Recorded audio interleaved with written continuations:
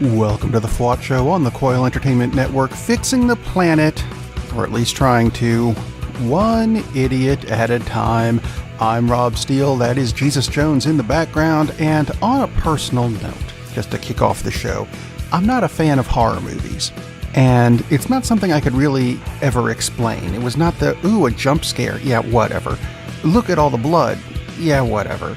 It was just something I never got into, and I could never really explain it until I heard this reasoning recently, and I liked this. Watching a horror movie is very much a first world kind of thing. You don't really think about it that way, do you? But it's a first world thing. Horror movies don't go over well in third world countries because, frankly, those countries are kind of scary enough as it is. And the idea of paying expendable income for the sole purpose of feeling fear, that's just a foreign concept to them. And I think that makes sense. And I think that's why I don't like them. I mean, there's enough things in this world to be scared of. Take what Trump did this week. Good Lord. All right. I mean, he signed another executive order, or 6 or something. I lost track of the numbers. This time he reduced the amount of care that veterans can receive from the VA. Really? Really? Because, yeah, why should we bother healing our troops? We'll just, underpay them, send them to war where they can get shot up, and after that, f*** them. Seriously, does he actually think they do any? No, he doesn't. F*** them. That's his attitude. Don't believe me? Check this out. The Pentagon, under his command, if you want to call it that, has been offering citizenship to any immigrant who served in our armed forces. Well, that makes sense, right? But as it turned out, nope. Just kidding. Thanks for your service, but you know what? We're going to deport you now. He's doing that. Who is that? Whose idea is this? Here's a hint. He's orange, and he has the biggest brainy stuff, and good at talking, very good at talking. Oh, you should see him talking. You should hear him talking. I mean, seriously, just listen to this. I have broken more Elton John records. He seems to have a lot of records. Why the hell is Elton John being brought up? I don't understand that, but okay, fine, whatever. And by the way, I don't have a musical instrument. I don't have a guitar or an organ. He has no organ, and he admitted it. No organ. Elton has an organ. I'm almost afraid to ask how he knows Elton has an oh wait, the musical kind. Never mind. No, we've broken a lot of records. We've broken virtually every record because, look, I only need this space. They need much more room. For basketball, for hockey, for all the sports, they need a lot of room. We don't need it. We have people in that space. Yeah, all this space between your ears, that should count for something. We do it without, the musical instruments. This is the only musical, the mouth. And hopefully the brain attached to the mouth, right? The brain, more important than the mouth, is the brain. His only instrument is his mouth and the brain attached. Really? The brain. He doesn't have one.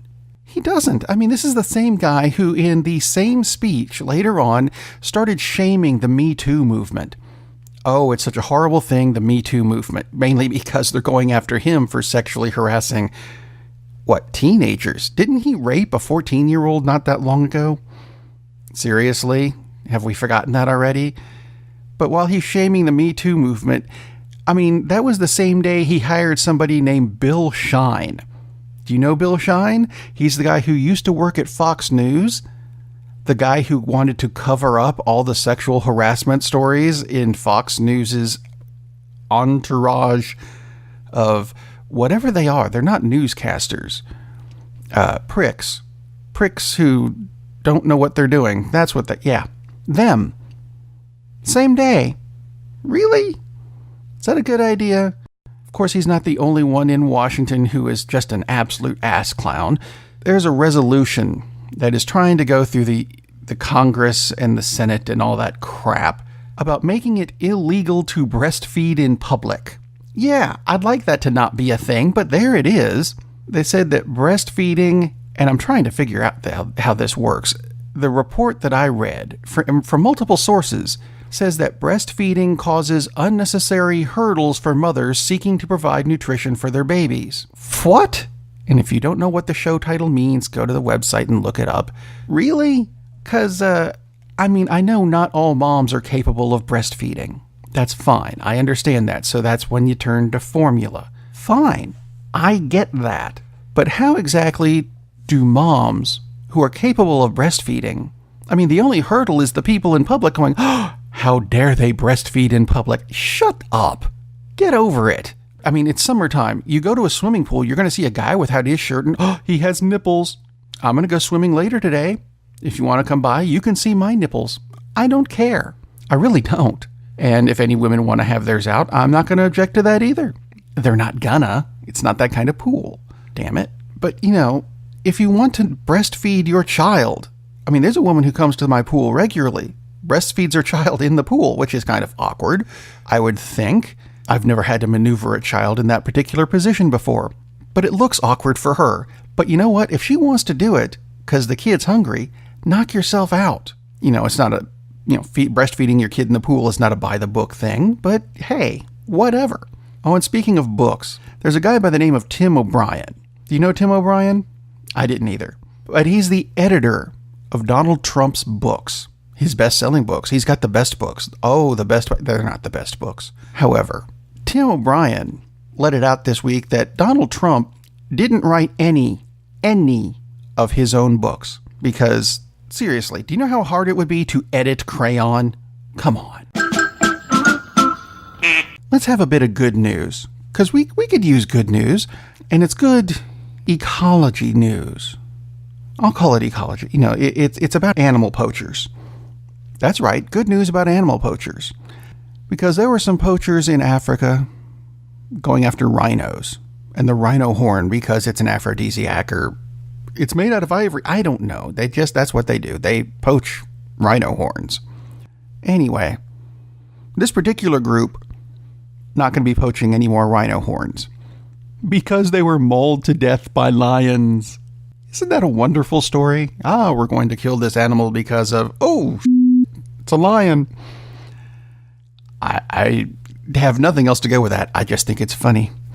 Kind of like the stupid sports news of the week. I don't understand the concept really behind the massive publicity that's gone into the hot dog eating contest on the 4th of July. I mean, it's a tribute to gluttony.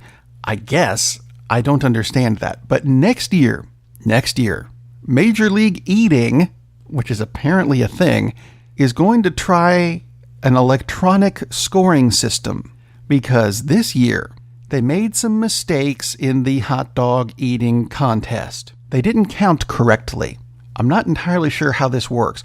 They claim, even NFL refs make mistakes. And you know what? That's fine. If you miss a hot dog or two, that's fine. Each contestant, as I understand it, has their own judge to go 1, 2, 3, which is as far as Trump could get, and that's why he's not a judge. Anyway, how can you miss 2 plates worth of hot dogs? Because that's what happened in this competition. I don't know which contestant it was that said, I ate more than that. I counted. And they went to the replay because they needed to and said, hey, this official missed 2 entire plates worth. How do you miss that? That's your job. You have one job. Count the hot dogs. And there's like 10 or 15 to a plate. How do you miss that? If you understand that, and I'm not sure I want an answer, but if you have one, go to the website, thefwotshow.com. Give me an answer. Give me more questions. Give me ideas for future stories on the show. Whatever you want to do, you can subscribe to the show. There's buttons for iTunes and the Google Play Store and YouTube. Subscribe to the show. There's buttons for Facebook and Twitter and email. Send me information of things that you want to know, because that's what I do. I pass things along. While you're there, go to the FWOT shop, pick up a hat or a t-shirt or something. Wear it with pride, because that's what I do. And you should do that too. Jump on the bandwagon. Like people know what a bandwagon is anymore. Anyway, I'm going to leave you with some bizarre tech news. It's actually an ad I got last night while playing one of my whopping 2 games I have on my phone. And it's a bizarre thing, and you know I'm not religious. But there's an app called Bible Tech or something like that, where it will give you Bible verses. I get that. Bible trivia questions. Yeah, I get that. And Bible caller ID. I don't get that. Jesus is calling. No, that would just be weird. But it had a trivia question next to it that I was amused by. The question is, Jesus turned water into A, wine, B, juice, C, milk, or D, blood. I thought, yeah, it was blood. Jesus, he's a vampire. Yeah, sure, why not? You know what? Have a good week, everybody. I'll be back next Tuesday, and look out for that Jesus feller. Apparently, he's a vampire.